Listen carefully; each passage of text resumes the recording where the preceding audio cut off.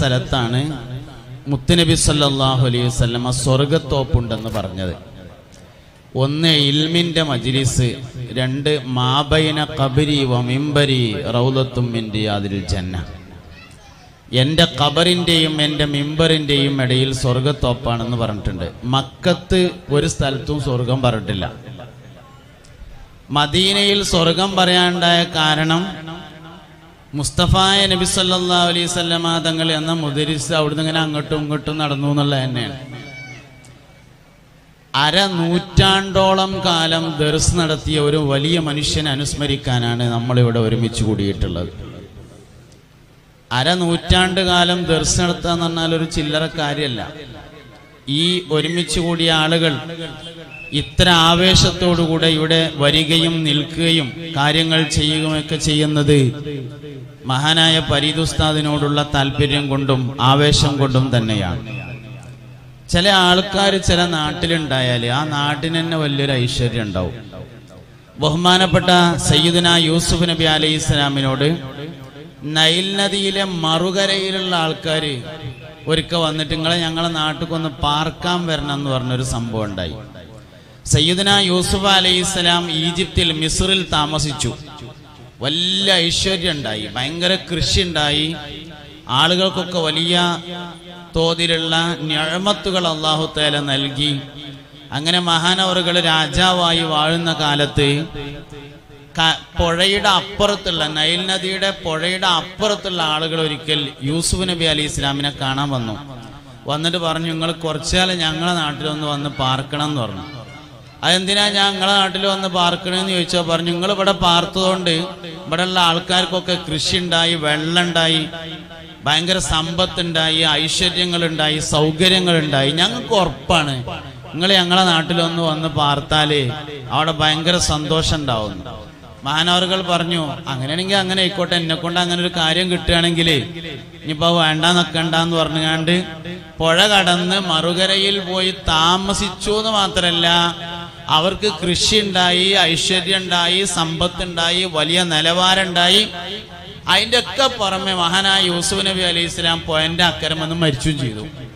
മരിച്ചപ്പോ ഭയങ്കര തർക്കം.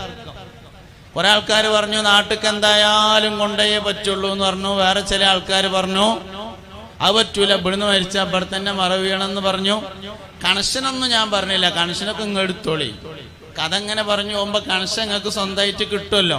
കുറെ ആൾക്കാർ പറഞ്ഞു ഇവിടുന്ന് കൊണ്ടുപോകാൻ പറ്റൂല, ഇവിടെ തന്നെ പറ്റുള്ളൂ പറഞ്ഞു. വേറെ ചിലർ പറഞ്ഞു നാട്ടിൽ കൊണ്ടുപോകണം എന്ന് പറഞ്ഞു. അങ്ങനെ ആകെ പ്രശ്നമായി. നമ്മളെ ജലാൽ മസ്താൻ ബുഖാരി പണ്ട് കൊച്ചിന്ന് മരിച്ചൊരു കഥ പറയലുണ്ട്. അള്ളാഹുരുടെ ദർജ ഉയർത്തി കൊടുക്കട്ടെ. കൊച്ചിയിലൊരു വീട്ടിൽ ഇങ്ങനെ ചെന്നപ്പോ അവിടുന്ന് മഹാനവറുകൾ മരിച്ചു. മരിച്ചപ്പോ ഭയങ്കര ഒരു തർക്കം. ചിലവർ പറഞ്ഞു ഇവിടെ തന്നെ മറവ് ചെയ്യണം എന്ന് പറഞ്ഞു, ചിലവർ പറഞ്ഞു നാട്ടിൽ കൊണ്ടുപോകണം എന്ന് പറഞ്ഞു. അവസാനം മൂപ്പര് കടക്കിനോടുന്ന് നീച്ചിട്ട് പറഞ്ഞു, ഞാൻ മരിച്ചിട്ടൊന്നുമില്ല, ഞാൻ പോവുകയാണ് പറഞ്ഞാണ്ട് അവിടെ നിന്ന് പോയിട്ട് പിന്നെ മംഗലാപുരത്ത് പോയിട്ട് കുറെ കാലം കഴിഞ്ഞിട്ട് മഹാനവറുകൾ മരണപ്പെടുകയും അവിടെ മറവ് ചെയ്യുകയും ഒക്കെ ചെയ്തു എന്നുള്ളതാണ്. അപ്പോ യൂസുഫ് നബി അലൈഹി ഇസ്ലാം മരിച്ചേക്കിന് ഭയങ്കര തർക്കമായി. ചിലർ നാട്ടിൽ കൊണ്ടുപോകണം, ചിലർ ഇവിടെ തന്നെ. അവസാനം രണ്ട് പ്രദേശത്തെയും അക്കാലത്തെ ഹുക്കമാക്കന്മാർ, ജഡ്ജിമാര് യോഗം ചേർന്നു. യോഗം ചേർന്നിട്ട് ഒരു തീരുമാനത്തിലെത്തി, പുഴന്റെ ഈ കരയിൽ നിന്ന് ആ കരയിലേക്ക് വലിയൊരു കയറ് പിടിച്ചിട്ട് അതിന്റെ നടു അടയാളപ്പെടുത്തുക. എന്നിട്ട് വെള്ളം കെട്ടി നിർത്തിയിട്ട് യൂസുഫ് നബി അലൈഹി ഇസ്ലാമിന്റെ പുഴന്റെ നടുക്ക് പെട്ടിയിലാക്കിയിട്ട് മറവ് ചെയ്ത് ചിറ കെട്ടിയിട്ട് വെള്ളം രണ്ട് ഭാഗത്തേക്കും തിരിച്ചുവിടാന്ന് തീരുമാനിച്ചു.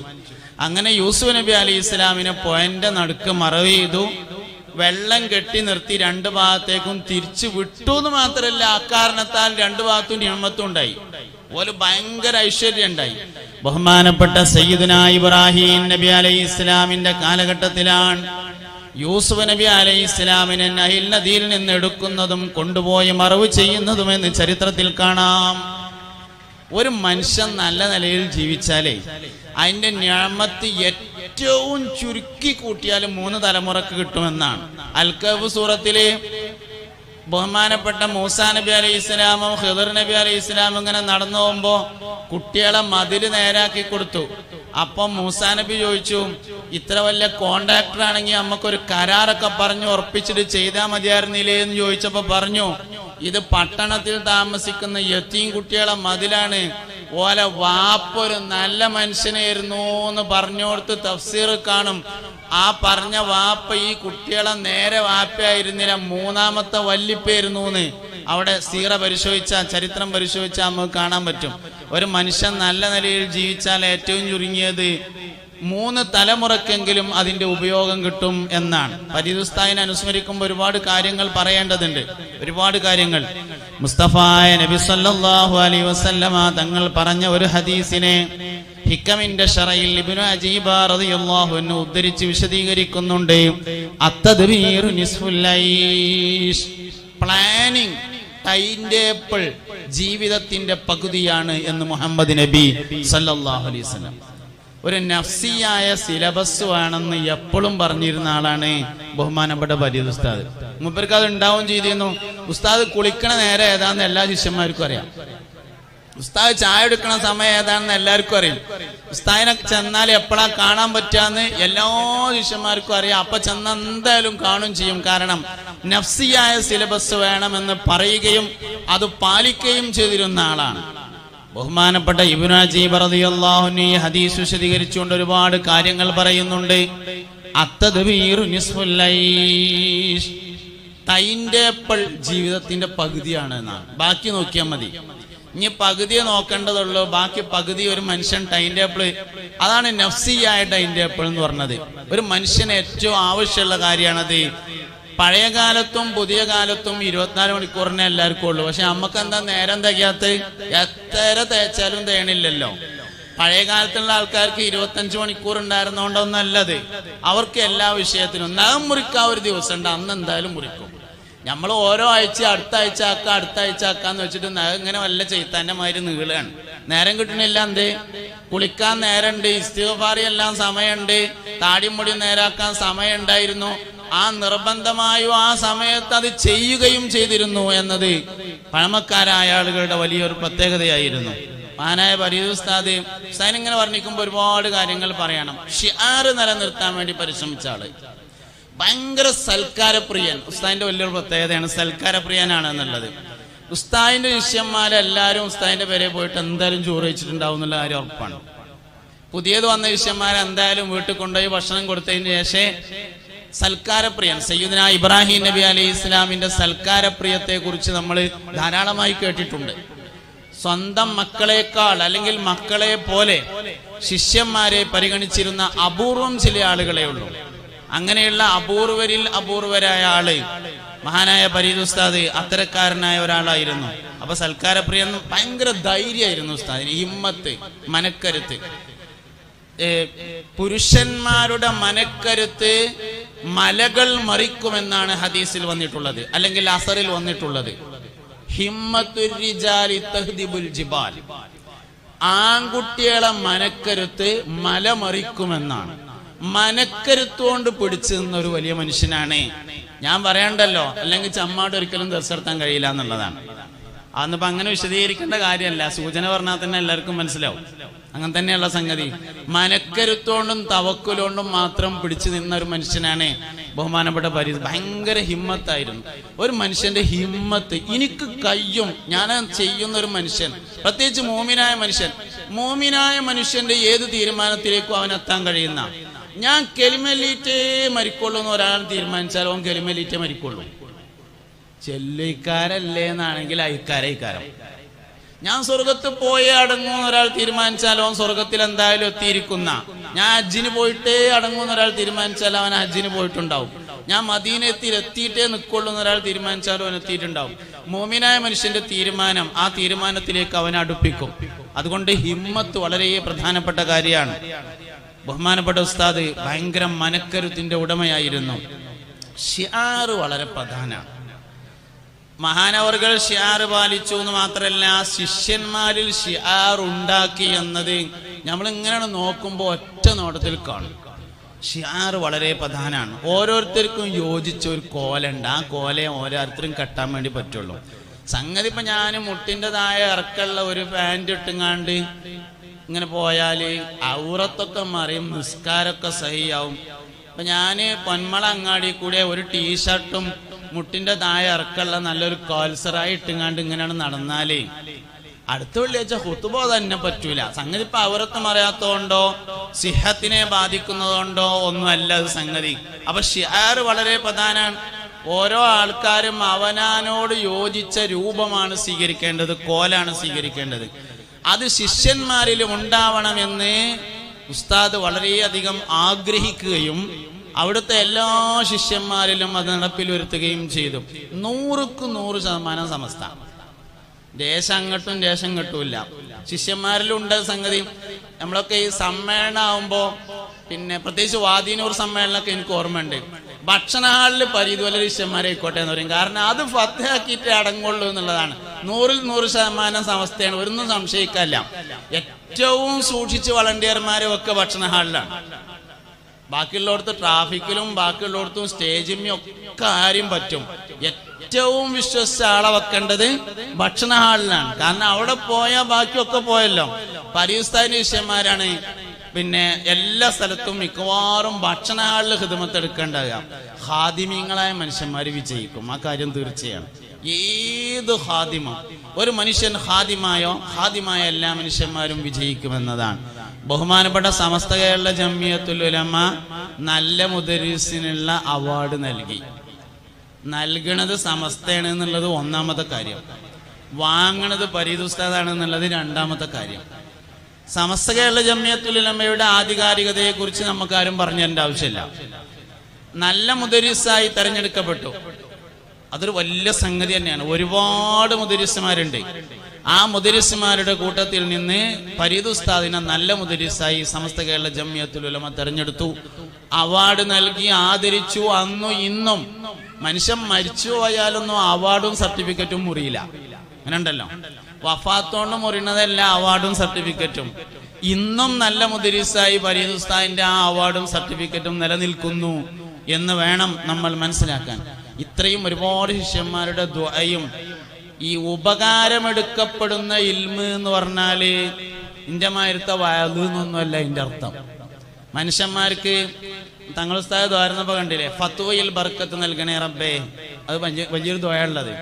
ഫത്വയിൽ ബർക്കത്ത് കിട്ടാൻ വേണ്ടിയിട്ടുള്ള ദ്വാ, ഇഫ്തായിൽ ബർക്കത്ത് കിട്ടാനുള്ള ദ്വാ, ദർസിൽ ബർക്കത്ത് കിട്ടാൻ. അപ്പോ ഒരു മനുഷ്യൻ 1/2 നൂറ്റാണ്ട് കാലം ആളുകൾക്ക് ഇൽമ പഠിപ്പിച്ച് സ്വർഗത്തോപ്പിൽ കഴിഞ്ഞുകൂടുക എന്നത് ചെറിയൊരു വിഷയമല്ല, വലിയൊരു കാര്യമാണ്. ഇങ്ങനെ ഒരുപാട്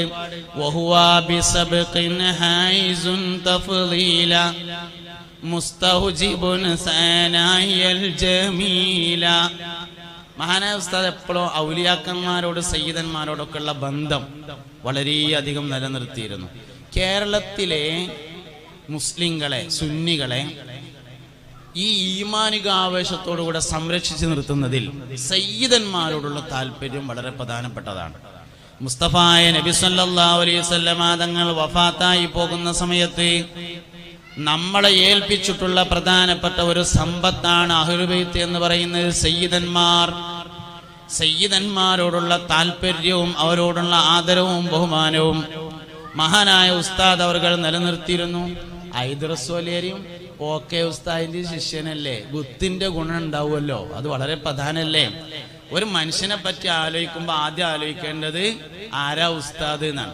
ഇനി ആരാ ഉസ്താദ് എന്നുള്ളതിനേക്കാൾ പ്രധാനപ്പെട്ട വേറൊരു വിഷയമുണ്ട്.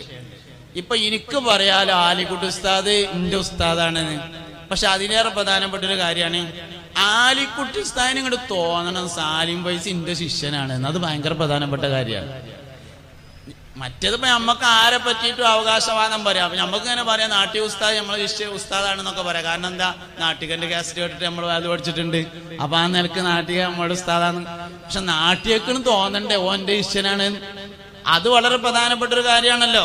പരിയുസ്താദിന്റെ ശിഷ്യന്മാർക്ക് കിട്ടിയ വലിയൊരു ഗുണാണ് ഉസ്താദിന് ഓ എന്റെ ശിഷ്യനാണെന്ന് തോന്നിയിരുന്നു ശിഷ്യന്മാരെ പറ്റിയിട്ട് എന്നുള്ളതാണ്. ഞാൻ അറിഞ്ഞിട്ടുണ്ട്, വീട്ടിലെ എല്ലാ കാര്യങ്ങളിലും ഉസ്താദ് ഇടപെടും.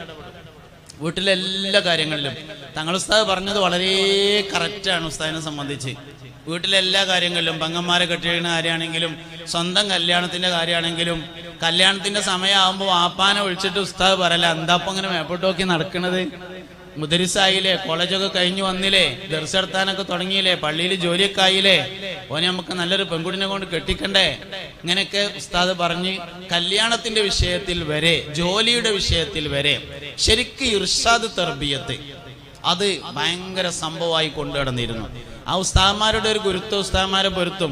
ഹൈദരസ് ഉസ്താദിന്റെ അടുത്താണ് ആദ്യം ഓതിയത്. ഹൈദരസ് ഉസ്താദ് പിന്നെ മുഴുസമയം സമസ്തക്ക് വേണ്ടി ജീവിതം മാറ്റിവെച്ച് ദർസ് നിർത്തിയപ്പോ ഓക്കെ ഉസ്താദിന്റെ ദർസ് പോയി ചേർന്നു. അപ്പൊ ഒക്കെ വലിയൊരു സംഗതികളാണ്. അപ്പൊ ഒരു മനുഷ്യന്റെ ക്വാളിറ്റിയെ തീരുമാനിക്കുന്നത് അവന്റെ ഗുരുനാഥന്മാരും ഗുരുക്കന്മാരുടെ പരമ്പരയും പരിശോധിച്ചുകൊണ്ടാണ്. എന്ത് പറഞ്ഞു എന്നതിനേക്കാൾ പ്രധാനമാണ് ആര് പറഞ്ഞു എന്നത്. അത് ഇപ്പൊ തൊട്ടടുത്ത കാലത്താണ് എന്തേ പറഞ്ഞതെന്ന് നോക്കൽ തുടങ്ങിയത്. അതിന്റെ മുമ്പ് ആരാ പറഞ്ഞതെന്നാ നോക്കല്. നബി സല്ലല്ലാഹു അലൈഹി വസല്ലം തങ്ങളുടെ കാലത്താണെങ്കിൽ മുസ്തഫ നബി സല്ലല്ലാഹു അലൈഹി വസല്ലം തങ്ങൾ അങ്ങനെ പറഞ്ഞു എന്ന് പറഞ്ഞാൽ എന്നാ പിന്നെ അങ്ങനെ തന്നെ എന്നുള്ള തീരുമാനമാണ്, പിന്നെ മാറ്റമൊന്നുമില്ല. സിദ്ദീഖുൽ അക്ബർ റളിയല്ലാഹു അൻഹുവിന്റെ കാലമായപ്പോ സഹാബത്തിനിടയിൽ എന്തെങ്കിലുമൊക്കെ തർക്കമുണ്ടായാൽ സിദ്ദീഖ് റളിയല്ലാഹു അൻഹുവിനോട് പോയിട്ട് ചോദിക്കും. പിന്നെ അപ്പൊ സിദ്ദീഖ് റളിയല്ലാഹു അൻഹു അതിനൊരു തീരുമാനം പറഞ്ഞാൽ പിന്നെ അങ്ങനെ തന്നെ എന്ന് പറയും. നബി സല്ലല്ലാഹു അലൈഹി വസല്ലം തങ്ങൾ വഫാത്തായ ഉടനെ സഹാബത്തിന്റെ ഇടയിൽ ഒരു തർക്കമുണ്ടായി. ഉസാമത്ത് ബിൻ സയ്യിദ് റളിയല്ലാഹു അൻഹുവിന്റെ നേതൃത്വത്തിൽ ഒരു സംഘം ആളുകളെ യുദ്ധത്തിന് വേണ്ടി നിയോഗിച്ചിരുന്നു. അപ്പൊ നബി തങ്ങൾ വഫാത്തായി സിദ്ദീഖ് റളിയല്ലാഹു അൻഹു ഖിലാഫത്ത് ഏറ്റെടുത്തപ്പോ സഹാബത്തിന് മൊത്തൊരു അഭിപ്രായം, ഇപ്പൊ ഒരു യുദ്ധം വേണ്ട, നമ്മളിപ്പോ നബി തങ്ങൾ വഫാത്തായതിന്റെ ആ ടെൻഷനിലാണ് ഉള്ളത്. സിദ്ദീഖ് റളിയല്ലാഹു അൻഹു ഭരണം ഏറ്റെടുത്തിട്ടേ ഉള്ളൂ. ഉസാമത്ത് ബിൻ സയ്യിദ് ആണെങ്കിൽ ചെറിയ കുട്ടിയാണ്. നബി തങ്ങളുടെ വളർത്തുപുത്രനായ സയ്യിദ് റളിയല്ലാഹു അൻഹുവിന്റെ മകനാണ് സയ്യിദുനാ ഉസാമത്ത് ബിൻ സയ്യിദ് റളിയല്ലാഹു അൻഹു. ചെറിയ കുട്ടിയാണ്. അതുകൊണ്ട് തന്നെ ഈ ചെറിയ കുട്ടിയുടെ നേതൃത്വത്തിലുള്ള ഒരു യുദ്ധം ഇപ്പൊ വേണ്ട, സാഹചര്യം വളരെ മോശമാണ്. അതുകൊണ്ട് കുറച്ച് കഴിഞ്ഞിട്ട് നമ്മളെ സൈന്യത്തെ ഒക്കെ ഒന്ന് പുനഃസംഘടിപ്പിച്ച് നേതൃസ്ഥാനത്തുള്ള ആളൊക്കെ നല്ല കഴിവും പ്രാപ്തിയുള്ള ആളെ നിയമിച്ചതിന് ശേഷം നമുക്കൊരു വലിയ യുദ്ധം നടത്താം എന്ന് പറഞ്ഞു. സഹാബത്ത് ഇങ്ങനെ, പക്ഷെ നമ്മളിപ്പോ ആരാപ്പത് സിദ്ദീഖ് അങ്ങോട്ട് പോയിട്ട് വിവരം പറയാന്ന് ഇങ്ങനെ ചർച്ച ചെയ്തു. അപ്പൊ ആൾക്കാർ പറഞ്ഞു അത് ഉമർ ഖത്താബിനോട് പറഞ്ഞാൽ മതി, മൂപ്പര് പോയി പറഞ്ഞോളും പറഞ്ഞു. അങ്ങനെ എല്ലാരും കൂടി ഉമർ ഖത്താബിന്റെ അടുത്ത് എന്നിട്ട് പറഞ്ഞു, ഈ സാഹചര്യത്തിൽ ഇപ്പൊ ഒരു യുദ്ധം ഉണ്ടായാല് അത് ഭയങ്കര പ്രശ്നമാണ്, അതുകൊണ്ട് നിങ്ങളൊന്ന് പോയിട്ട് പറയണം എന്ന് പറഞ്ഞപ്പോ ഉമർ ബിൻ ഖത്താബിനും അഭിപ്രായമുണ്ട് ഇപ്പൊ ഒരു യുദ്ധം വേണ്ടാന്ന്. അങ്ങനെ ഉമർ ഖത്താബ് റളിയല്ലാഹു അൻഹു സിദ്ദീഖുൽ അക്ബറിന്റെ അടുത്ത് എന്നിട്ട് പറഞ്ഞു, സിദ്ദീഖ് തങ്ങളെ ഇപ്പൊ നമുക്കൊരു യുദ്ധം വേണ്ട, സംഗതി പ്രശ്നമാണ്. മുസ്തഫ നബി സല്ലല്ലാഹു അലൈഹി വസല്ലം തങ്ങൾ വഫാത്തായിട്ടേ ഉള്ളൂ. അതുകൊണ്ട് നമുക്ക് യുദ്ധസംഘത്തേക്ക് ഒന്നും കൂടി പുനഃക്രമീകരിച്ച് കഴിവും പ്രാപ്തിയുമുള്ള വലിയ വലിയ ആൾക്കാർ ഒരുപാട്, അലി റളിയല്ലാഹു അൻഹുവിനെ പോലത്തെ വലിയ വലിയ ആൾക്കാരൊക്കെ ഉണ്ട്, അങ്ങനത്തെ ഒരാളെ നേതൃസ്ഥാനത്ത് വെച്ചിട്ട് യുദ്ധം ചെയ്താൽ പോരെ എന്ന് ചോദിച്ചപ്പോ സിദ്ദീഖ് റളിയല്ലാഹു അൻഹു പറഞ്ഞു, ഉസാമത്ത് ബിൻ സയ്യിദിന്റെ നേതൃത്വത്തിലുള്ള സംഘം യുദ്ധത്തിന് പോയി, എന്നിട്ട് ഓലാണ് തോറ്റു. എന്നിട്ട് ശത്രുക്കൾ മദീനയിലേക്ക് കടന്നു വന്നു. മദീനയിലെ സ്ത്രീകളുടെയും കുട്ടികളുടെയും മയ്യത്ത് കൊണ്ട് മദീന പട്ടണം ഇങ്ങനെ നിറഞ്ഞു കവിഞ്ഞാലും അള്ളാന്റെ റസൂല് തീരുമാനിച്ച ഒരു സംഘത്തെ തിരിച്ചു വിളിക്കൂല എന്ന് പറഞ്ഞപ്പോ ഉമർ ഖത്താബ് റളിയല്ലാഹു അൻഹു പറഞ്ഞു, അതെന്നെ എന്റെ അഭിപ്രായം എന്ന് പറഞ്ഞു. ഇത് പറഞ്ഞ എന്തിനാ വെച്ചാൽ ഓല നിലപാട് എന്തായിരുന്നു എന്ന് മനസ്സിലാക്കാനാ. സിദ്ദീഖുൽ അക്ബർ ഒരു കാര്യമാണ് പറഞ്ഞാല് അതിന്റെ അപ്പുറമാണ് പറയില്ല. മാനാ സിദ്ദീഖ് റളിയല്ലാഹു അൻഹു പള്ളിയിൽ വന്നാല് സാധാരണ ഇരിക്കാറുള്ള സ്ഥലത്ത് ഒരു ദിവസം മൂപ്പര് വരാൻ നേരം വയ്ക്കിയാൽ വേറൊരാൾ കയറിയാണ്ട് ഇരിക്കൂല. ഇതൊക്കെ നമ്മൾ പഠിക്കാനുള്ള ഒരു കാര്യങ്ങളാണ്. അദബിന്റെ മേലെ പറന്നു പോണ വേറൊരു സാധനം ഇല്ല എന്നത് വളരെ പ്രധാനപ്പെട്ട അധ്യാപന. അത് ശരിക്ക് വരി ഉസ്താദ് കുട്ടികളൊക്കെ പഠിപ്പിക്കുകയും ചെയ്തിട്ടുണ്ട് എന്നുള്ളത് തന്നെയാണ് ഉസ്താദിന്റെ ശിഷ്യന്മാരുടെ ഏറ്റവും വലിയ പ്രത്യേകത എന്ന് ഞാൻ മനസ്സിലാക്കുന്ന കാര്യം. അതുകൊണ്ട് മഹത്തുക്കൾക്ക് പറഞ്ഞിട്ടുള്ള എല്ലാ ഗുണങ്ങളെയും ഒരുമിച്ച് കൂട്ടി. അപ്പൊ ഞാൻ പറഞ്ഞുകൊണ്ടിരിക്കണത് എന്താ വെച്ചാൽ, പഴയ കാലത്ത് ആര് പറഞ്ഞു എന്ന് നോക്കലാണ് പതിവ്. താബികളുടെ കാലഘട്ടം വന്നപ്പോ സയ്യിദു താബീൻ ഹസനുൽ ബസ്രി റളിയല്ലാഹു അൻഹുവിന്റെ അഭിപ്രായം എന്താണെന്ന് നോക്കും, ബദരീങ്ങളുടെ അഭിപ്രായം എന്താണെന്ന് നോക്കും, സഹാബത്തിന്റെ ഇടയിൽ പ്രായം കൂടിയവരെന്താ പറയണത് നോക്കും. ഇങ്ങനെയൊക്കെയാണ്. എന്ത് പറഞ്ഞു എന്നതിനേക്കാൾ ആര് പറഞ്ഞു എന്നതിന് വലിയ പ്രാധാന്യം നൽകിയിരുന്നു. മഹ്ദൂം തങ്ങൾ പറഞ്ഞതാണ് എന്ന് പറഞ്ഞാൽ അതേക്കാരൻ ശരി, എനിക്ക് വിവരമില്ലായിട്ടാണെന്ന് തീരുമാനിച്ചിരുന്നു പഴമക്കാര്. ഇമാം ഷാഫി റളിയല്ലാഹു അൻഹു പറഞ്ഞു എന്ന് പറഞ്ഞാല് ഷാഫി ഇമാം പറഞ്ഞതാണ് ശരി, എനിക്ക് വിവരമില്ലായിട്ടാണ് എന്നാണ് പഴയ ആൾക്കാർ ചിന്തിച്ചിരുന്നത്. പുതിയ ആൾക്കാർ ഈ ഹദീസ് ഷാഫി ഇമാമിന് കിട്ടാത്തോണ്ട് ഇക്കാരെന്നാണ് വിചാരിക്കുന്നത് എന്നുള്ളതാണ് പ്രശ്നം. അഹമ്മദ് കോയ ശാലിയാത്തി ഒരു കാര്യം പറഞ്ഞു എന്ന് പറഞ്ഞാല് അത് അഹമ്മദ് കോയ ശാലിയാത്തി പറഞ്ഞതാണ് ശരി, എനിക്ക് വിവരമില്ലായിട്ടാണ് തീരുമാനിച്ചിരുന്നു. അപ്പോ പഴമക്കാരായ ആളുകളുടെ ഒരു പ്രത്യേകത എന്തു പറഞ്ഞു എന്നതിനേക്കാൾ ആര് പറഞ്ഞു എന്നതിന് പ്രാധാന്യം കൽപ്പിച്ചിരുന്നു. ഫരീദ് ഉസ്താദിന് അള്ളാഹു നൽകിയ വലിയൊരു നിഅമത്താണ്. ഒന്ന്, ഓക്കെ എന്തിൻകുട്ടിയോലെ ശിഷ്യനാവാൻ ഭാഗ്യം നൽകി എന്നതും, രണ്ടാമത്തത് ഹൈദറസ് ഉസ്താദിന്റെ ശിഷ്യനാവാൻ ഭാഗ്യം നൽകി എന്നതും. അതുകൊണ്ട് തന്നെ ഹൈദറസ് ഉസ്താദിന്റെ സ്വഭാവം, ഓക്കെ എന്തിൻകുട്ടിയോലെ സ്വഭാവം, ഈ സ്വഭാവങ്ങൾ ഗുരുനാഥന്മാരുടെ സ്വഭാവമാണ് ശരിക്കും ശിഷ്യന്മാർക്ക് ഉണ്ടാവുക. അതുകൊണ്ടാണ് ഒരു മുത്തല്ലിമിന്റെ അടുത്ത് ഒരു അബദ്ധം പറ്റി എന്ന് പറഞ്ഞാൽ ആദ്യം അന്വേഷിക്കേണ്ടത് രണ്ട് കാര്യങ്ങളാണ് അന്വേഷിക്കേണ്ടത്. ആദ്യം ഓന്റെ ഉസ്താദ് ആരാന്നും അന്വേഷിക്കണം, രണ്ടാമത്തത് ഓനെ എവിടുന്നായിരുന്നു ചെലവ് എന്നും അന്വേഷിക്കണം. എന്നാ രണ്ട് കാര്യങ്ങൾ.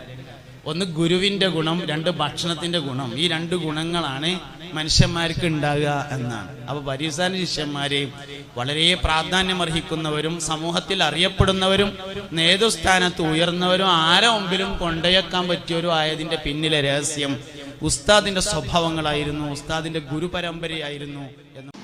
ഹജ്ജിന് പോണ സമയത്ത് പെരയിൽ കുറച്ച് ഭക്ഷണമൊക്കെ ഉണ്ടാക്കിയിട്ട് എല്ലാവരോടും വരാൻ പറയും. കുറച്ച് ബിരിയാണിയൊക്കെ വെക്കും, ഒരേ കുട്ടനൊക്കെ വാങ്ങി അറുത്തുങ്ങാണ്ട്, പറ്റാത്തവർക്ക് കോഴി ഉണ്ടാവും, പറ്റാത്തവർക്ക് കുറച്ച് നാടൻ ചോറുണ്ടാവും, രസം നുറുക്ക് മീനൊക്കെ വാങ്ങിയാണ്ട് പൊരിച്ചുങ്ങാണ്ട് ഒക്കെ കൊടുത്തുങ്ങാണ്ട് ഒരു പരിപാടി നടത്തും.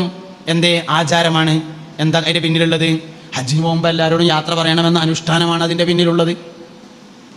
അനുഷ്ഠാനങ്ങൾക്ക് വ്യത്യാസമുണ്ട് കേട്ടോ, വ്യത്യാസമുണ്ട്. ഹജ്ജിന് പോകുമ്പോൾ എല്ലാവരും പോകുന്ന ആള് എല്ലാവരെയും കണ്ട് യാത്ര പറഞ്ഞാണ് പോകേണ്ടത്.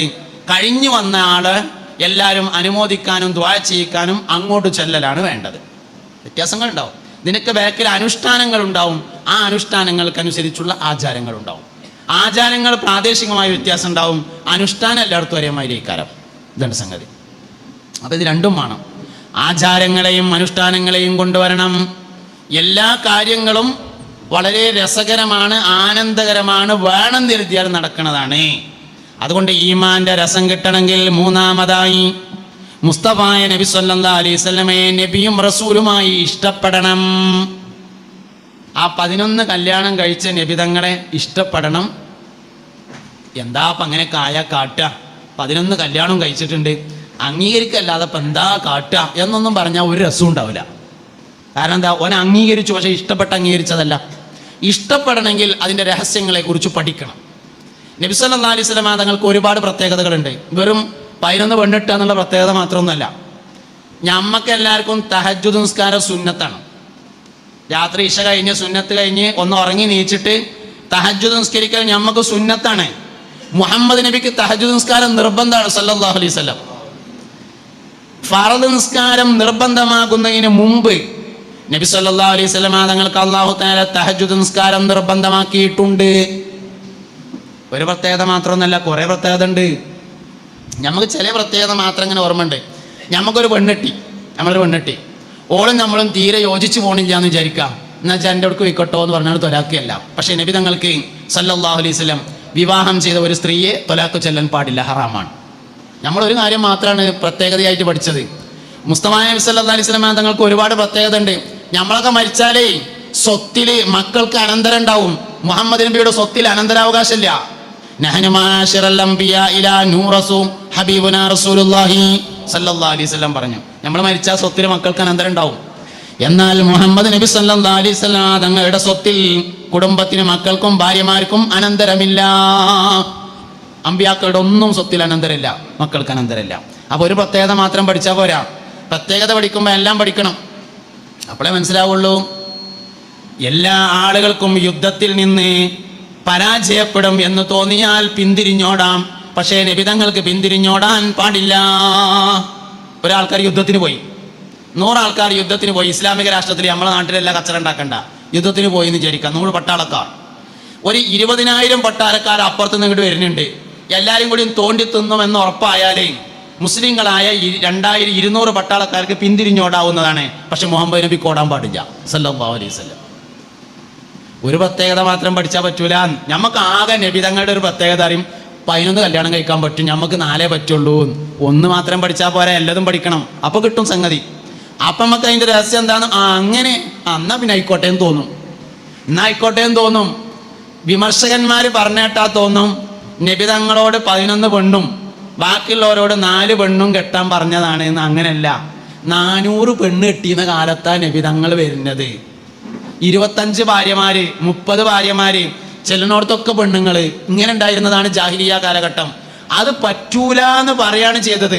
100 കെട്ടിയിരുന്നത് 4ലേക്ക് ചുരുക്കുകയാണ് ചെയ്തത്. 1 കെട്ടിയിരുന്നത് 4ആക്കി അങ്ങോട്ട് മാറ്റിയിരിക്കുകയല്ല ചെയ്യണത്. പിന്നെ ഇപ്പൊ ചില ആൾക്കാർ പറഞ്ഞിട്ടാലും എന്തൊക്കെയോ തോന്നും, സുന്നത്ത് ഒരു വിവാഹമേ ഉള്ളൂ കേട്ടോ, 2ഉം 3ഉം 4ഉം ജായിസേ ഉള്ളൂ, സുന്നത്തില്ല. തഴവന്റെ പാട്ടിൽ പറഞ്ഞിട്ടുണ്ട്, മലയാളം എല്ലാവർക്കും തിരിയല്ലോ. തഴവന്റെ പാട്ടിൽ എടുത്തു നോക്കിക്കോളിയും, പെണ്ണെട്ടാൻ പറഞ്ഞ പാട്ടിൽ പറയുന്നുണ്ട് 1ആണ് സുന്നത്തുള്ളത്, 2ഉം 3ഉം 4ഉം വേണമെങ്കിൽ പറ്റും, ജായിസ് മാത്രമേ ഉള്ളൂ, സുന്നത്തല്ല. ചില ആൾക്കാർ ഇങ്ങനെ പറഞ്ഞ് 4 സുന്നത്തുണ്ട് എന്ന് തോന്നി തുടങ്ങിയിട്ടുണ്ട്. അങ്ങനെയൊന്നുമില്ല, ഉള്ള മാതിരി പറയണം എല്ലാതും. ഇസ്ലാം ദീനിന് ഒരു കുറവില്ല, ഉള്ള മാതിരി പറയുകയാണെങ്കിൽ. ഇല്ലാത്തത് പറഞ്ഞാൽ കുറവുണ്ടാവും തന്നെ. അതുകൊണ്ട് എന്ത് വേണം?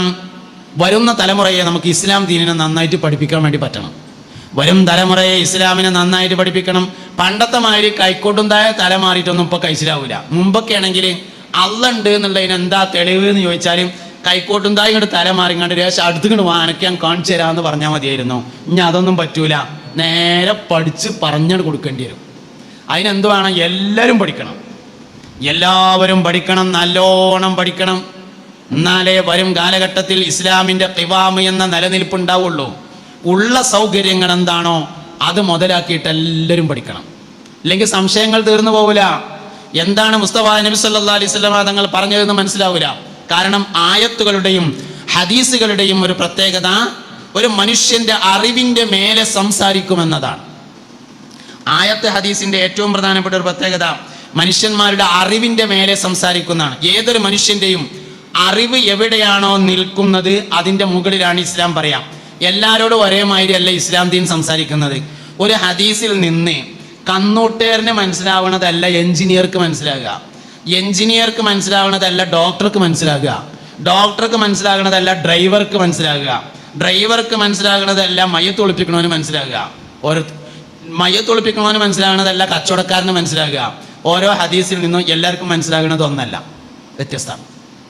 അതാണ് വഹയിൻ്റെ ഇൽമിനുള്ള ഏറ്റവും വലിയ പ്രത്യേകതയും. മുഹമ്മദ് നബി സല്ലല്ലാഹു അലൈഹി വസല്ലം തങ്ങളുടെ സംസാരങ്ങൾ വഹയിൻ്റെ ഇൽമാണ്. മനുഷ്യന്റെ വിവരം എവിടെയാണോ ചെന്ന് നിൽക്കുന്നത് അതിന് മുകളിലാണ് വഹയി സംസാരിക്കുക. എല്ലാ 2022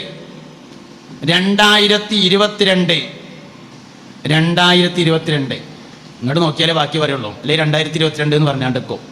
2022 ജൂൺ മാസത്തിലെ നബി മുഹമ്മദ് നബിയാണ് സല്ലല്ലാഹു അലൈഹി വസല്ലം. അതുകൊണ്ട് മുഹമ്മദ് നബി പറയുന്ന വാക്ക് ഇന്ന് പറഞ്ഞ മാതിരി ഉണ്ടാവണം. അത് പിന്നെ അന്ന് 1400 കൊല്ലം മുമ്പ് പറഞ്ഞതല്ല, അന്നിപ്പോൾ അത് അങ്ങനെ അതിനത്രക്കല്ലേ ഉള്ളൂ. അന്ന് പുരോഗമിച്ചിട്ട് എന്നൊന്നും പറയാൻ പറ്റൂല, അതൊന്നും പറയാൻ പറ്റിയ കാര്യമല്ല.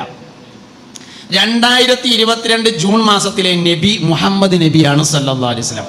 അതുകൊണ്ട് നബി തങ്ങളുടെ ഒരു സംസാരം എടുത്തിട്ട് കീറി മുറിച്ചിന് പരിശോധിച്ചാൽ 2022 ജൂൺ മാസം 4-ാം തീയതി പറഞ്ഞ മാതിരിയാണ് ഉണ്ടാവണം. അതിനെന്ത് വേണം? നല്ലോണം പഠിക്കണം, പഠനം തീരൂല. 22 പിന്നെയും പഠിക്കണം. ഇനി 2023 കിടന്നാൽ അപ്പോൾ പുതിയ കുറേ കണ്ടുപിടുത്തം വരും, അപ്പോൾ വീണ്ടും പഠിക്കേണ്ടി വരും. ചില ആൾക്കാർ ചോദിക്കും, സയൻസ് ഓരോ കണ്ടുപിടുത്തങ്ങൾ ഇങ്ങനെ നടത്തുമ്പോൾ അതൊക്കെ ഇസ്ലാമിലുണ്ട് എന്ന് പറയല, നിങ്ങൾക്ക് പണി, നിങ്ങൾക്ക് നേരത്തെ പറഞ്ഞുകൂടായിരുന്നില്ലേ എന്ന് ചോദിക്കും. നേരത്തെ പറയാൻ കഴിയൂല, നേരത്തെ പറയാൻ കഴിയില്ല. എന്തുകൊണ്ട്? മനുഷ്യന്റെ വിവരത്തിനനുസരിച്ചേ അള്ളാഹുവും അവൻ്റെ റസൂലും സംസാരിക്കുള്ളൂ. എവിടെയാണോ വിവരം നിൽക്കുന്നത് ആ വിവരത്തിനനുസരിച്ചാണ് പറയാം. ഞാൻ നാളെ ഒരു ഉദാഹരണം പറഞ്ഞതിന്, ഈ കൊറോണയൊക്കെ വന്ന സമയത്ത് കുറേ ആൾക്കാർ ഇങ്ങനെ വാട്സപ്പിലും ഫേസ്ബുക്കിലൊക്കെ വന്നിട്ട് ചോദിക്കും, ഉസ്താദേ കരിഞ്ചീരകം എങ്ങനെയാണ് തിന്നേണ്ടത് എന്ന് കുറേ ആൾക്കാർ ചോദിക്കും എന്നോട്. ഞാനപ്പോൾ അവരോട് ചോദിക്കും, എനിക്ക് എന്താ ദണ്ണെന്ന് ചോദിക്കും. അല്ല ദണ്ണൊന്നുമില്ല, വെറുതെ എങ്ങനെയാണ് തിന്നേണ്ടത് എന്ന് പറഞ്ഞു തരുന്നതാണ്. അപ്പോൾ ഒരു ഹദീസ് കേട്ടതാണത്. എന്താ ഹദീസ്?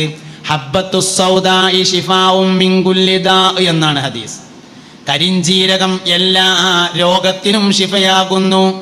ഞാൻ കുറേ സ്ഥലത്ത് പറഞ്ഞിട്ടുണ്ട്. ഇപ്പോൾ ഈ കൊറോണ അതിൻ്റെ ശേഷം കുറേ സ്ഥലത്ത് പറഞ്ഞിട്ടുണ്ട്. കാരണം ഒരു മനുഷ്യൻ്റെ വിവരത്തിൻ്റെ അവസ്ഥ എന്താണെന്ന് മനസ്സിലാവാൻ ഈ ഹദീസ് വളരെ ഫിറ്റാണ്. ഹബ്ബത്തു സൗദാഇ കരിഞ്ചീരകം ശിഫാഉൻ ശമനമാണ്, മിൻ കുല്ലി ദാഇൻ എല്ലാ അസുഖത്തിനും എന്ന ഹദീസിൽ പറഞ്ഞിട്ടുണ്ട്. അപ്പോൾ കരിഞ്ജീരകം എങ്ങനെ തിന്നുക എന്ന് തീരുമാനിക്കുന്നതിന് മുമ്പ് എന്താ ദണ്ണെന്ന് ആദ്യം തീരുമാനമാണ്. കരിഞ്ജീരകം എല്ലാ ദണ്ണത്തിനും മരുന്നാണ് എന്ന് പറഞ്ഞാൽ മരുന്നാരും വെറുതെ തരുണ്ടോ? പാരസിറ്റാമോൾ മിക്കവാറും ദണ്ണത്തിനൊക്കെ പറ്റുമല്ലോ. എന്നാൽ നമ്മൾ ഒരാവശ്യമില്ലാതെ പാരസിറ്റാമോൾ ഇങ്ങനെ കുടിച്ചോ? ഇല്ലല്ലോ. ദണ്ണുണ്ടെങ്കിലല്ലേ കുടിക്കുള്ളൂ. അപ്പോൾ കരിഞ്ജീരകം തിന്നണമെങ്കിൽ ആദ്യം എന്ത് തീരുമാനമാവണം? ഇതെന്താ പറയാൻ കാരണം വെച്ചാൽ ഏറ്റവും ആധുനികമായ പഠനത്തിൽ വന്നിട്ടുള്ളത് കരിഞ്ജീരകം ധാരാളമായി കഴിച്ചാൽ കിഡ്നി ഫെയിലിയർ ആകുമെന്നാണ്.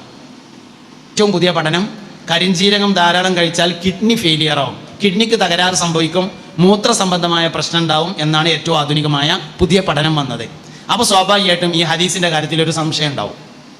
നബി സല്ലല്ലാഹു അലൈഹി വസല്ലം തങ്ങൾ കരിഞ്ജീരകം തിന്നാൻ പറഞ്ഞില്ലേ, പിന്നെ എങ്ങനെ ഇപ്പം ഉണ്ടാകുക? നബി തങ്ങൾ കരിഞ്ജീരകം തിന്നാൻ പറഞ്ഞിട്ടില്ല. ഒന്ന്, ഹബ്ബത്തു സൗദായി ശിഫാഉൻ മിൻ കുല്ലി ദാ, കരിഞ്ജീരകം ദണ്ണത്തിന് ശിഫയാണ് എന്നാ പറഞ്ഞത്. രാവിലെ പൈസന് തിന്നാൻ പറ്റുന്നല്ലോ പറഞ്ഞത്. അങ്ങനെയാണോ പറഞ്ഞത്? ദണ്ണത്തിന് ശിഫയാണെന്ന് പറഞ്ഞാൽ ആദ്യം ഏത് തീരുമാനമാകണം? ദണ്ണുണ്ട് എന്ന് തീരുമാനമായാലേ തിന്നാൻ പറ്റുള്ളൂ. ഇനി രണ്ടാമതൊന്നുണ്ട്, ഇതിൽ പറഞ്ഞ എന്താ നിങ്ങള്? ഹബ്ബത്തു സൗദാ, ഈ കരിഞ്ജീരകം ഷിഫാഉൻ ശമനമാണ്, മിൻ കുല്ലി ദാഇൻ എല്ലാ ദണ്ണത്തിനും ശമനമാണ് എന്ന് പറഞ്ഞാല് തിന്നാന്ന് കിട്ടൂല, മരുന്നാണ് നല്ല കിട്ടുള്ളൂ. മനസ്സിലായില്ല? ഉംറക്ക് പോയവരുണ്ടാവുമല്ലോ, ഹജ്ജിന് പോയവരുണ്ടാവുമല്ലോ, വിസിറ്റിങ്ങിന് പോയവർ ഏതായാലും ഉണ്ടാവുമല്ലോ, റെസിഡൻസി വിസ ഉള്ളവരുണ്ടാവുമല്ലോ. ഈ ഹദീസിൽ തിന്നാനുള്ള വാക്കെന്ന് പറഞ്ഞതാണ് ഹബ്ബത്തു സൗദാ, ഈ കരിഞ്ജീരകം ഷിഫാഉൻ ശമനമാണ്, മിൻ തൊട്ട്, കുല്ലി എല്ലാ, ദാഇൻ രോഗം. എവിടെ തീറ്റ? തിന്നാനുള്ള അറബി വാക്ക് അത്യാവശ്യം ഗൾഫ് പോയാൽ എല്ലാവർക്കും അറിയണം, അല്ലെങ്കിൽ തിന്നാൻ കിട്ടൂലല്ലോ. നാട്ടിലിപ്പോൾ തിന്നാൻ കിട്ടണമെങ്കിൽ ഹിന്ദി അറിയണം, അല്ലെങ്കിൽ കിട്ടൂല. നമ്മളെ നാട്ടിലിപ്പോൾ തിന്നാൻ കിട്ടണമെങ്കിൽ ഹിന്ദി അറിയണം, അല്ലെങ്കിൽ ഹോട്ടലിൽ പോയിട്ട് മേപ്പിട്ട് നോക്കേണ്ടി വരും. ഒരു രക്ഷയില്ല. ഗൾഫ് പോയാൽ തിന്നാൻ കിട്ടണമെങ്കിൽ ഇപ്പം അവിടെ ഇപ്പോൾ ഹിന്ദി അറിഞ്ഞാൽ മതി എന്നായിട്ടുണ്ട്. എന്നാലും ഇപ്പോൾ ഒരു അത്യാവശ്യം അറബി എല്ലാവർക്കും അറിയല്ലോ. തിന്നാനുള്ള വാക്കൊന്ന് പറയും എല്ലാവരും. അതിലില്ല, അതിൽ തിന്നാൻ പറഞ്ഞിട്ടില്ല. അപ്പം ഞാൻ അല്ലെങ്കിൽ മരുന്നൊക്കെ തിന്നലല്ലോ, ഓയിൽമെൻറ്റ് തിന്നലുണ്ടോ? ഓയിൽമെൻറ്റ് തിന്നൂലല്ലോ, അത് മരുന്നല്ലേ. മരുന്ന് പറഞ്ഞാൽ തിന്നാനുള്ളതെന്നാ കുയിനകത്തിന് ഒറ്റിച്ചിട്ട് ഒരു മരുന്നുണ്ട്, അതാരെങ്കിലും തിന്നുമോ? ഇല്ല. അത് ശർക്കരയും പിന്നെ ചുണ്ണാമ്പും കൂടിയും കൂട്ടിയതാണ്. പക്ഷെ തിന്നാൻ പറ്റൂല ആ സാധനം. അത് പൊള്ള് ആയതുകൊണ്ടാണ് കുയിനകം മാറുന്നത്. അത് നാവ് മോറ്റിച്ച് ഒരു തുള്ളി വീതം 2 നേരം കുയിനകത്തിന് പറ്റൂല. മരുന്ന് തിന്നാനുള്ളതല്ല. ചില മരുന്ന് മൂക്ക് കൂടി വലിച്ചാളുണ്ടാവും, ചിലത് നെറുവിലിടാനുള്ളതുണ്ടാവും. പിരാന്തിനുണ്ട് ഒരു മരുന്നൊരു തൈലം, അത് തിന്നാനുള്ളതല്ല, അത് നെറുവിലിടലാണ്. കൊട്ടൻ ചുക്കാതി എണ്ണ, അത് തലേ തേക്കാണ് വേണ്ടത്, തിന്നാൻ പറ്റൂല. എല്ലവും തിന്നാനുള്ളതല്ല. ഈ ഹദീസിൽ തിന്നാനോട്ട് പറഞ്ഞിട്ടുമില്ല. അപ്പം എന്തേ? അപ്പം നമ്മൾ എന്തുവാണെന്ന് വെച്ചാൽ പഠിച്ചാൽ തീരൂല.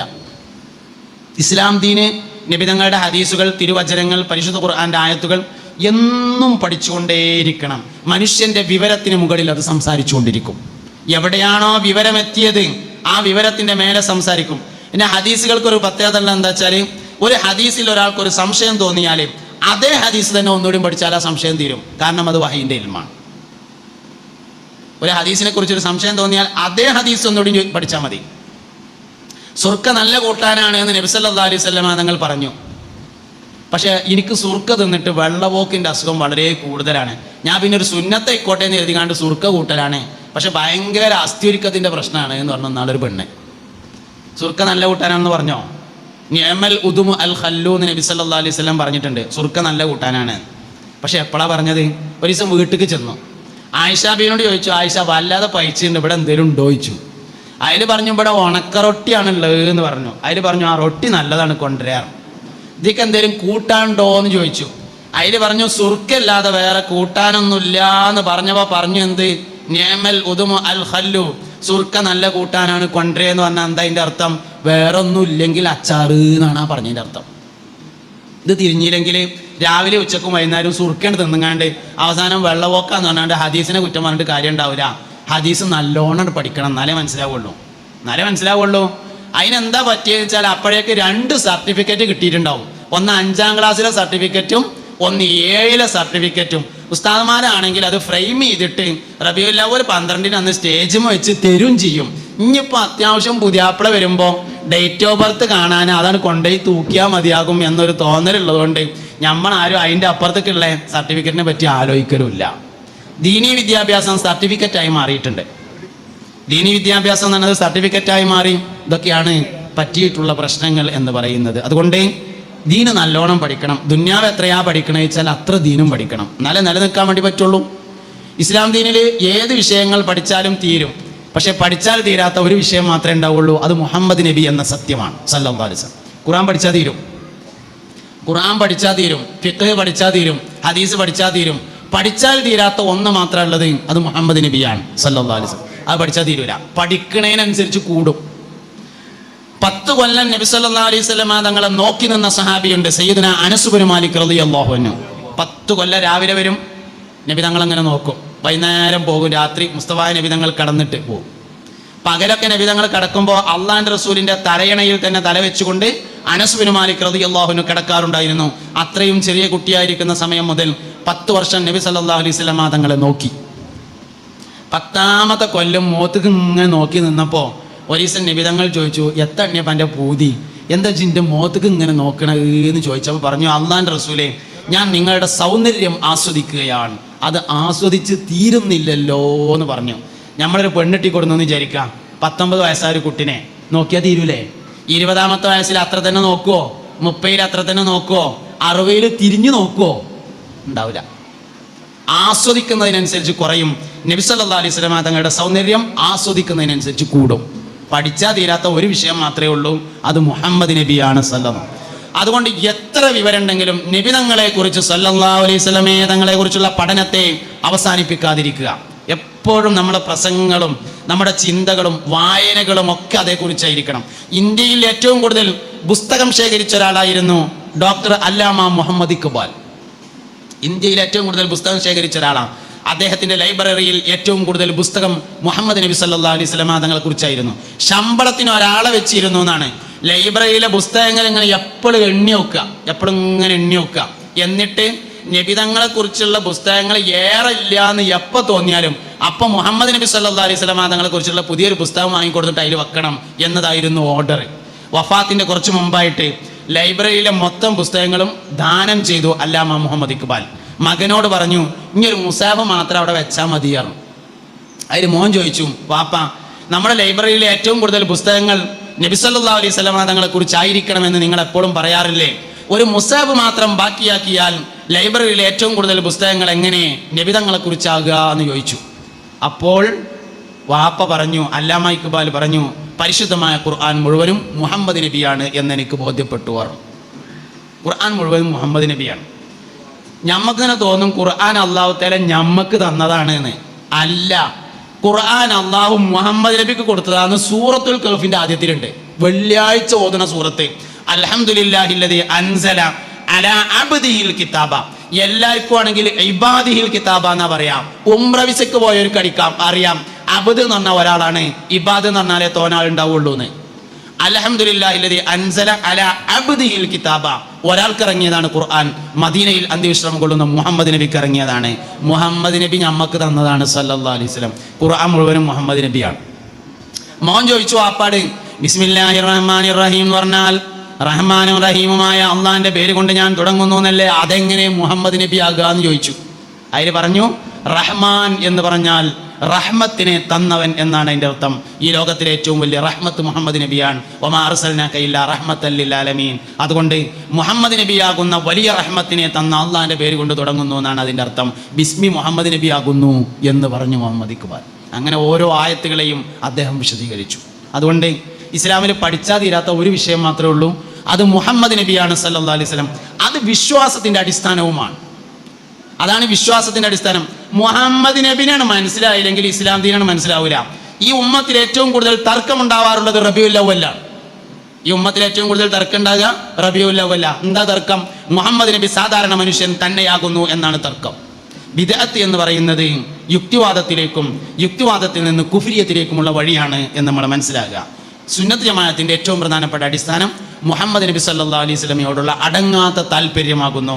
അതാണ് അബൂബക്കർ സിദ്ദീഖ് റളിയല്ലാഹു അൻഹു ഉണ്ടായത്. അതാണ് ഉമർ ബിൻ ഖത്താബിനും ഉസ്മാൻ ബിൻ അഫ്ഫാനും സഹാബത്തിനും മുഴുവനുണ്ടായത്. ബഹുമാനപ്പെട്ട അബ്ദുല്ലാഹി ബിൻ ഉമർ റളിയല്ലാഹു അൻഹു തൻ്റെ വീടിൻ്റെ മുൻവശത്ത് കുറേ മരങ്ങൾ ഉണ്ടായിരുന്നു. അതിൽ ഒരു മരത്തിന് എപ്പോഴും വെള്ളം പാർന്നു കൊടുക്കും. ഒരിക്കൽ മഹാനവറുകളോട് ചോദിച്ചു, എന്താണ് ഈ ഒരു മരത്തിന് മാത്രം വെള്ളം പാരുന്നത്, ബാക്കിയുള്ള മരങ്ങൾക്ക് വെള്ളം പാരാത്തത് എന്ന് ചോദിച്ചപ്പോൾ അബ്ദുല്ലാഹി ബിൻ ഉമർ റളിയല്ലാഹു അൻഹു പറഞ്ഞു, ഈ മരത്തിന്റെ താഴ്ഭാഗത്ത് മുഹമ്മദ് നബി ഇരിക്കുന്നത് ഞാൻ കണ്ടിട്ടുണ്ട്. എൻ്റെ ജീവിതകാലത്ത് ഇനി ഈ മരം ഉണങ്ങാൻ പാടില്ല എന്ന് പറഞ്ഞു. ആ മനുഷ്യനെ മുത്തബിഉസ്സുന്ന, അള്ളാഹുവിന്റെ റസൂലിന്റെ സല്ലല്ലാഹു അലൈഹി വസല്ലമയുടെ ചര്യയെ പിന്തുടരുന്ന ആൾ മുത്തബിഉസ്സുന്ന എന്ന സ്ഥാനപ്പേര് നൽകിയിട്ട് ഈ ഉമ്മത്ത് ആദരിച്ചിട്ടുണ്ട് എന്ന് നമ്മൾ മനസ്സിലാക്കുക. ഇസ്ലാമിൽ പഠിച്ചാൽ തീരാത്ത ഒരു വിഷയമാണുള്ളത്, അത് മുഹമ്മദ് നബിയാകുന്നു സല്ലല്ലാഹു അലൈഹി വസല്ലം. അതാണ് ഈമാന്റെ അടിസ്ഥാനം എന്ന വളരെ പ്രധാനപ്പെട്ട ഒരു സന്ദേശം നിങ്ങൾക്ക് നൽകിക്കൊണ്ട് ഞാൻ എൻ്റെ വാക്കുകൾ അവസാനിപ്പിക്കുകയാണ്. അല്ലാഹു റബ്ബുൽ ഇസ്സത്ത് നമ്മളെല്ലാവരെയും സന്തോഷത്തിലും റാഹത്തിലുമാക്കി തരട്ടെ. ആമീൻ.